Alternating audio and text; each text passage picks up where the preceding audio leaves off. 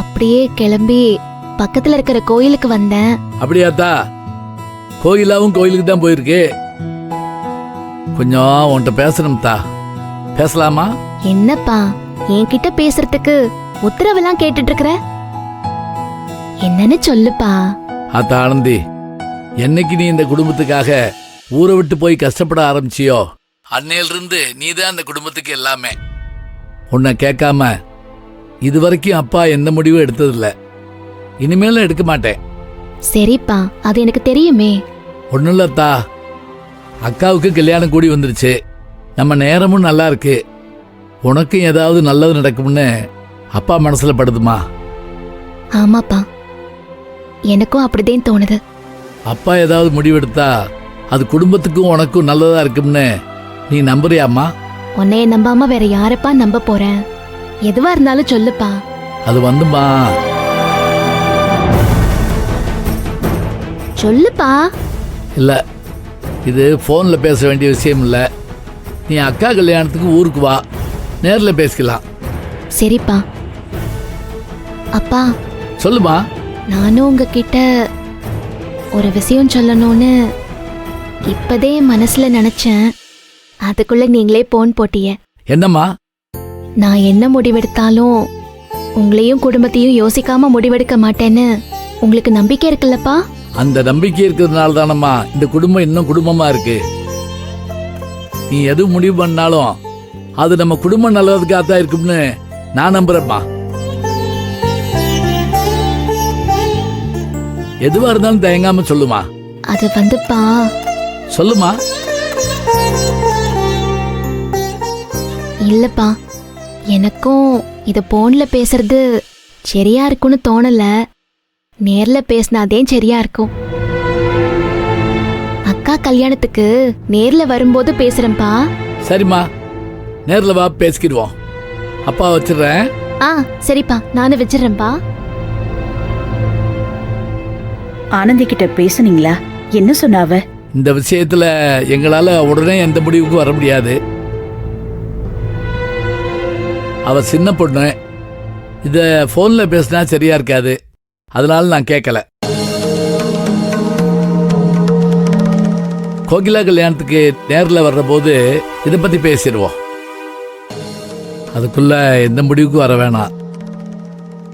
Uncle, Anandhi எனக்கு கல்யாணம் பண்ணி கொடுக்கறதுல உங்களுக்கு விருப்பம் இல்லையா?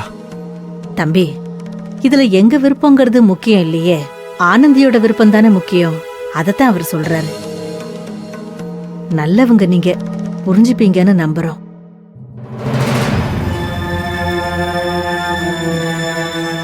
மகேஷ், எதுக்கு நீ வருத்தப்படுற? இவங்களுக்கு விருப்பம் இல்லைன்னு சொல்லலையே. எனக்கு நம்பிக்கை இருக்கு, இவங்க பேசினா ஆனந்தி கண்டிப்பா ஒத்துப்பா. இவங்க பேச்ச மீற மாட்டா. நீ தைரியமா இரு. அங்கிள், என்னால நம்பவே முடியல. நீங்க இப்படி சொல்லுவீங்கன்னு நான் நினைச்சு கூட பார்க்கல. நீங்க திடீர்னு வந்து பொண்ணு கேட்டதுனால நான் கோபத்துல சம்மதிச்சிட்டேன். இதெல்லாம் இப்போ என்னால் நம்ப முடியல. இதுவும் தற்செயல் நடந்ததாகவும் தோணல. நல்லவங்க நீங்க, நம்பிக்கையோடு போங்க, நல்லதே நடக்கும் நம்புவோம். மகேஷ், எதுக்கு நீ கவலைப்படுற? அதான் நல்லது நடக்கும்னு அவங்களே சொல்லிட்டாங்கல்ல. பெரியவங்க சொன்னா கண்டிப்பா நடக்கும். நீயும் நம்பணும், புரியுதா? நம்புறியா இல்லையா? கண்டிப்பா மேம். அப்புறம் தம்பி, ஆனந்தி ஊருக்கு வர்ற வரைக்கும் இது சம்பந்தமா ஆனந்தி கிட்ட எதுவும் பேசிக்கிற வேணாம். இல்ல அங்கிள், நான் எதுவும் பேசிக்கல. நீங்களும் எதுவும் சொல்லிக்கிறாதீங்கம்மா. கண்டிப்பா நான் எதுவும் சொல்ல மாட்டேன். சரி, அப்ப நாங்க கிளம்புறோங்க. என்ன வந்ததும் கிளம்புறேங்கிறீங்க? இருங்க, 2 நாள் தங்கிட்டு போலாம். இல்லங்க, மகேஷ் வந்து கூப்பிட்டதும் உடனே எதை பத்தியும் யோசிக்காம ஹாஸ்டல் வேலையெல்லாம் அப்படியே விட்டுட்டு வந்துட்டேன். யாருக்கும் நான் இங்க வந்த விஷயம் கூட தெரியாது. இப்ப கிளம்புனாதான் நைட்டுக்குள்ள போக முடியும். நீங்க தப்பா எதுவும் எடுத்துக்க வேணாம். நல்ல முடிவா சொல்லுங்க. திருவிழா நேரத்துல வந்து எப்படி சந்தோஷமா இருந்தோமோ அதே மாதிரி கோகிலா கல்யாணத்துக்கு 4 நாளைக்கு முன்னாடியே வந்துடுறோம். அப்புறம் எவ்வளவு நாள் நீங்க சொன்னாலும் தங்குறோம். அதுக்குள்ள ஆனந்தியும் சம்மதிச்சிருவா. அப்புறம் சொந்தமாவே வந்து தங்கிட்டு போறோம். என்ன மகேஷ், ஓகே தானே? சரி நாங்க கிளம்புறோங்க. சரிங்கம்மா. வா போலாம். ஆ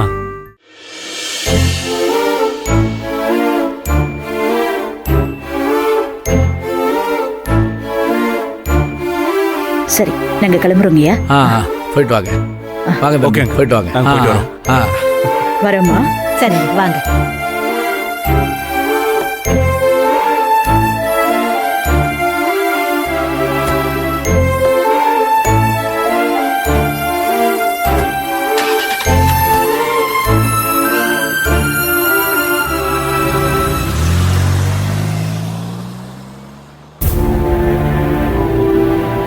ஏங்க இப்பதாங்க நம்ம குடும்பத்துக்கு ஏதோ நல்ல நேரம் அமைஞ்சு வர மாதிரி மனசுக்கு அவ்வளவு நிறைவா இருக்குங்க. பொறுமையா இருப்பேச்சி. இப்போதைக்கு இது யாருக்கும் தெரிய வேணாம். முறையெல்லாம் நடக்கும்போது வெளியே சொல்லிக்கலாம். ஆ? சரிங்க. கோயிலாட்ட கூட சொல்ல வேண்டாம். ம், ஆ? சரிங்க. ஆ.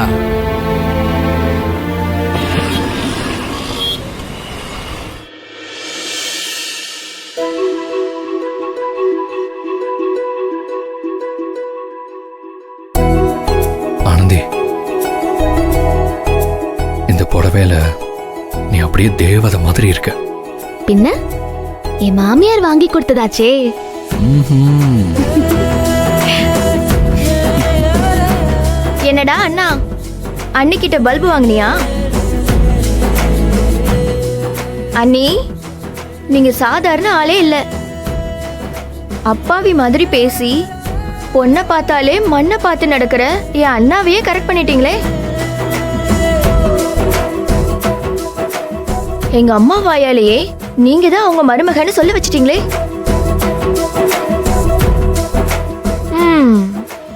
பெரிய கேடிதான் நீங்க. ஆனா ஒண்ணு, எங்க அண்ணாவை ஒழுங்கா பாத்துக்கணும், இல்லைன்னா நான் கேட்பேன். எங்க அண்ணா மாதிரி ஒரு பையன் கிடைக்க மாட்டானான்னு எத்தனை பொண்ணுங்க ஏங்குறாங்க தெரியுமா? அதனால ஒழுங்கா பாத்துக்கிறீங்க சொல்லிட்டேன். சரிங்க.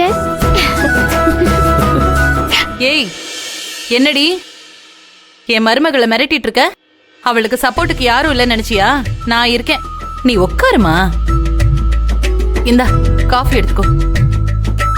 இந்தா. நீங்க எதுக்கு அத தனியா கஷ்டப்படுறீங்க? என்னைய கூப்பிட்டுருக்கலாம்ல. அதெல்லாம் பரவாயில்ல. கேட்டியாடி என் மருமக எவ்வளவு அக்கறையா இருக்கான்னு? ஆனந்தி மாதிரி ஒரு பொண்ணு கிடைக்க இவன் தான் கொடுத்து வச்சிருக்கணும். டே அன்பு, என் மருமகளை கல்யாணத்துக்கு அப்புறம் நீ ஒழுங்கா பாத்துக்கல பிச்சிருவேன் சொல்லிட்டேன். அண்ணா, அம்மாவும் ஆனந்தியும் ஒன்னாயிட்டாங்க. இனிமே பாத்து